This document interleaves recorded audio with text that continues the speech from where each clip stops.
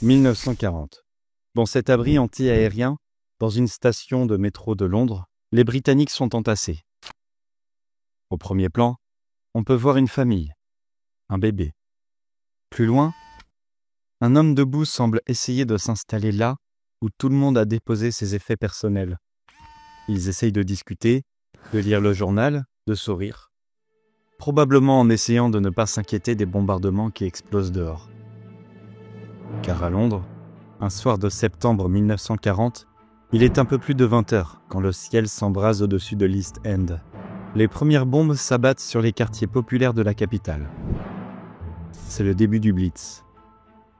Depuis la chute de la France quelques mois plus tôt, le Royaume-Uni se retrouve seul, face à un ennemi mieux armé, plus nombreux. Sauf dans les airs, grâce à sa stratégie, ses radars et son système de commandement. Le chancelier allemand, Adolf Hitler, lui, pensait que les Britanniques allaient céder, qu'ils allaient suivre le même chemin que la France, la défaite, puis l'armistice. Il croyait pouvoir tourner la page de l'Ouest pour se consacrer à son obsession. En été 1940, il avait également en tête d'envahir l'Union soviétique de Joseph Staline, cette menace bolchevique qu'il voulait anéantir de manière prioritaire après le Blitz au Royaume-Uni. Mais c'était sans compter sur Winston Churchill. Le nouveau Premier ministre n'avait aucune intention de se rendre. Contrairement à son prédécesseur Chamberlain, Churchill refusait toute négociation avec Hitler. Face à ce refus, le Führer change de stratégie. Il veut préparer une invasion par la mer. Pour cela, il doit d'abord dominer le ciel. C'est le début de la bataille d'Angleterre. Grâce à ses radars et à l'audace de ses pilotes, la Royal Air Force inflige de lourdes pertes. Alors, quelle est l'issue de cet éclair, de ce Blitz? Aujourd'hui, c'est focus sur le Blitz.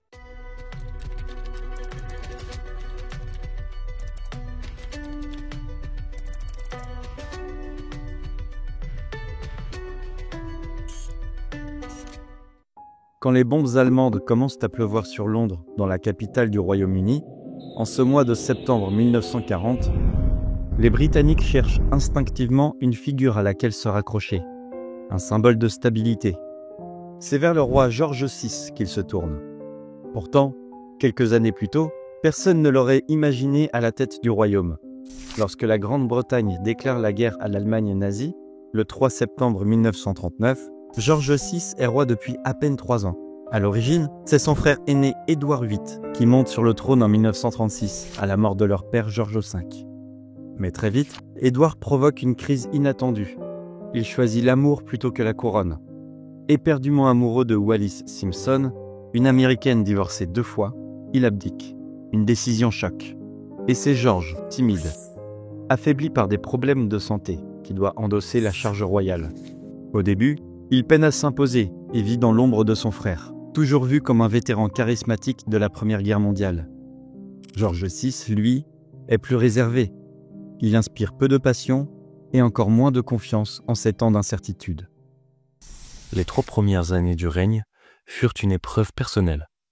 Le bégaiement de George VI, sa timidité et son caractère protocolaire le rendaient moins populaire que son frère aîné, plein d'aisance, peu conventionnel, et que les gens voyaient comme leur vrai roi, malgré l'abdication. Écrit le journaliste et historien Dermot Mora dans son ouvrage « To be a King » en 1968. Mais quand le ciel de Londres s'embrase sous les bombes de la Luftwaffe, l'armée de l'air allemande, tout change. Le peuple découvre un roi qui reste à Buckingham pendant les raids, qui visite les quartiers bombardés, qui partage les épreuves de ses sujets. Et dans cette période sombre de l'histoire britannique, George VI devient bien plus qu'un monarque. Il devient un repère, une voie d'unité dans un pays qui vacille mais ne rompt pas. Suivi de la figure de Winston Churchill, le Premier ministre qui affirme ne jamais plier contre Adolf Hitler, les Britanniques ont à leur tête des figures fortes pour les représenter. Depuis le 10 juillet 1940, la Luftwaffe, l'armée aérienne allemande, s'épuise face à une résistance aérienne farouche. C'est la bataille d'Angleterre. L'aviation allemande tente de neutraliser la Royal Air Force anglaise. Grâce à une technologie de radar innovante et au courage de leurs pilotes, les chasseurs anglais empêchent tout débarquement. Cette stratégie échoue et amène le maréchal Hermann Göring, le responsable des forces aériennes allemandes, à s'attaquer aux villes à partir de septembre 1940. L'objectif de ce bombardement massif est de paralyser le pays en anéantissant l'industrie et les centres administratifs et militaires. Mais il est également psychologique. En bombardant les villes, les dirigeants nazis veulent faire régner la terreur afin que la population pousse le gouvernement à négocier la paix, ou bien que le pays, dans la perspective d'un débarquement, soit paralysé par des mouvements de panique, comme l'exode en France. Londres est donc devenu un objectif prioritaire. Hermann Göring fera un discours le 3 septembre 1940 et dira entre autres « La Royal Air Force n'est maintenant plus la grande menace qu'elle a été. Nous allons semer l'effroi et la désolation à Londres. » Quand les avions allemands survolent Londres pour larguer leurs bombes, le 7 septembre 1940, personne ne parle encore vraiment de Blitz.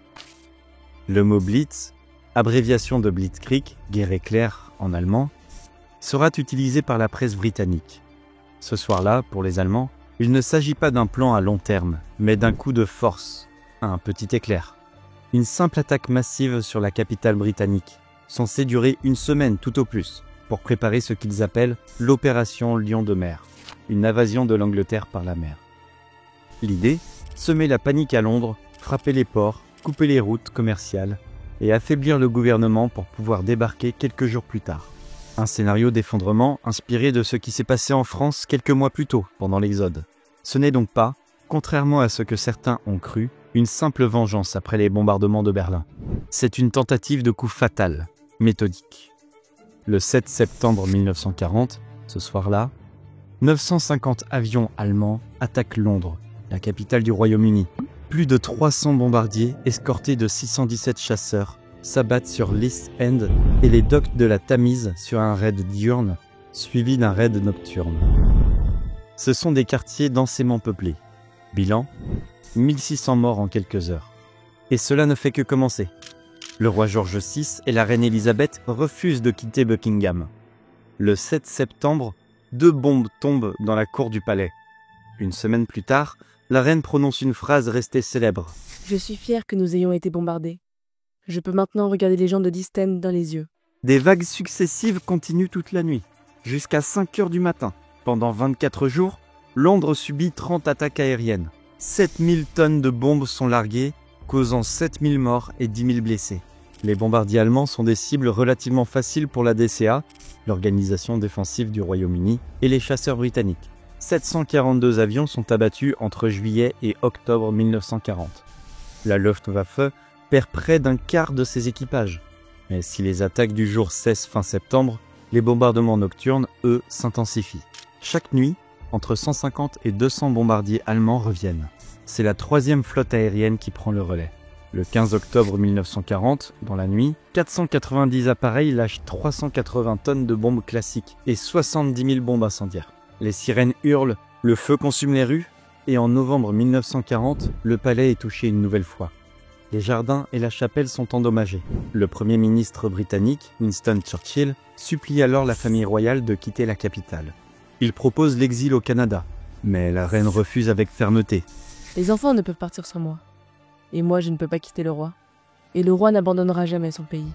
La famille finit par passer ses nuits à Windsor, à 50 km de Londres. Mais chaque matin, le roi et la reine retournent dans la capitale. Ils marchent dans les ruines, parlent aux blessés et réconfortent les habitants. Le roi crée 2 décorations pour les civils héroïques, la George Medal et la George Cross. À partir du 15 octobre, les bombardements s'étendent aux grandes villes industrielles. Birmingham, Southampton, Bristol, Plymouth, Liverpool. Mais le pire est à venir.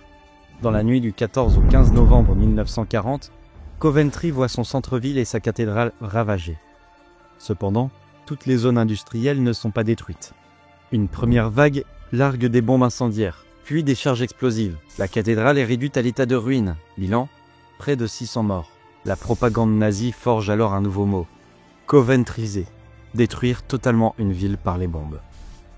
Sur 450 bombardiers allemands, un seul est abattu cette nuit-là. Le 10 mai 1941, lors du dernier grand raid, la chambre de commune est détruite. Plus de 2000 incendies, 3000 victimes en une nuit. Après cette date, les bombardements stratégiques diminuent fortement. Il y a encore des attaques en 1944 et quelques bombardements en 1942 et 1943. Pourquoi ? Parce qu'Hitler a désormais besoin de ses avions à l'Est. Il prépare l'opération Barbarossa, l'invasion de l'Union soviétique. Il espère y retrouver les ressources nécessaires pour revenir frapper l'Ouest plus tard. Sur le plan militaire, les bombardements allemands n'ont pas eu l'effet attendu. En réalité, la Luftwaffe s'est révélée bien moins efficace qu'elle ne l'espérait. Ces avions ne pouvaient pas transporter des charges très lourdes et manquaient de précision, surtout de nuit. Leur communication était régulièrement interceptée, avec une navigation de plus en plus aléatoire. La production de guerre n'a baissé que de 5% et les stocks de pétrole ont été quasiment intacts. Même quand l'électricité ou le gaz étaient touchés, les services étaient rétablis en quelques heures. Coventry, pourtant dévasté, a retrouvé l'essentiel de ses fonctions en 2 ou 3 semaines. Résultat, l'économie n'a pas flanché et l'effort de guerre non plus. Humainement, le bilan est bien plus lourd. Le Blitz a fait 43 000 morts parmi les civils et des dizaines de milliers de blessés. C'était la première fois qu'un peuple subissait une telle violence venue du ciel. Les quartiers ouvriers, souvent proches des ports, comme dans l'East End de Londres, ont été particulièrement visés, parfois délibérément, parfois simplement parce que les bombardiers n'arrivaient pas à atteindre leur véritable cible. Des familles entières ont été piégées dans leurs maisons. Et malgré tout cela, malgré la peur, les larmes et les ruines, le peuple britannique n'a jamais plié. Ni leur morale, ni leur résistance n'ont été brisées. Ce courage n'est pas fin. La famille royale a été d'un grand soutien moral. La reine confiait pourtant à sa sœur dans une lettre. « J'ai toujours aussi peur des bombes et des canons qu'au début. Je deviens rouge brique et mon cœur bat fortement. En fait, je suis une lâche. Mais comme je suis sûre que des tas de gens le sont, cela m'est égal. À bas les nazis. » Le Blitz a laissé un héritage important pour les Britanniques. Après la mort du souverain en février 1952, puis de son épouse, la Queen Mum, Elizabeth Bowes-Lyon en mars 2002, l'esprit du Blitz aurait pu s'envoler. Le règne de leur fille aînée, devenue Elizabeth II, en représente le dernier vestige. Le 5 avril 2020, dans un discours destiné à se mobiliser contre la pandémie du Covid-19, la reine a évoqué ce moment d'union. Montrons que les qualités d'autodiscipline et de camaraderie caractérisent toujours ce pays, comme ce fut le cas jadis. 80 ans se sont écoulés depuis le Blitz, mais entre les Windsor et ses sujets, le lien forgé à cette époque perdure. Sur le moment, le Blitz a eu un impact très contrasté. Dans les régions épargnées par les bombes, il a renforcé le moral des populations. On parlait alors de « l'esprit du Blitz ». Cette idée que le peuple britannique tenait bon, uni, prêt à riposter. Mais dans les quartiers touchés, la réalité était bien différente. Il y a eu de la peur, de la panique, une vraie démoralisation. Pourtant, malgré les pertes et les ruines, la société n'a pas basculé. Le gouvernement avait préparé le terrain, les abris, les distributions alimentaires, un minimum de soutien, jour et nuit. Contrairement à ce que beaucoup craignaient dans les années 30, une explosion sociale en cas de guerre, rien de tel ne s'est produit. Et, ironie du sort, c'est exactement la même erreur d'analyse que feront plus tard les Britanniques en bombardant l'Allemagne. Là aussi, malgré des centaines de milliers de morts et des villes détruites à 60%, le pouvoir en place ne s'effondrera pas. Le 7 septembre 1940, le Blitz est une attaque allemande, une attaque censée être éclair contre les Britanniques, pour faire plier le Royaume-Uni. Il est devenu le Blitz, avec un B majuscule, terme utilisé par la presse britannique. De tout cela est né un héritage durable, presque mythique. Après la guerre, la figure du roi George VI et de son épouse Élisabeth est devenue le symbole d'une monarchie proche du peuple, unie à lui dans l'épreuve.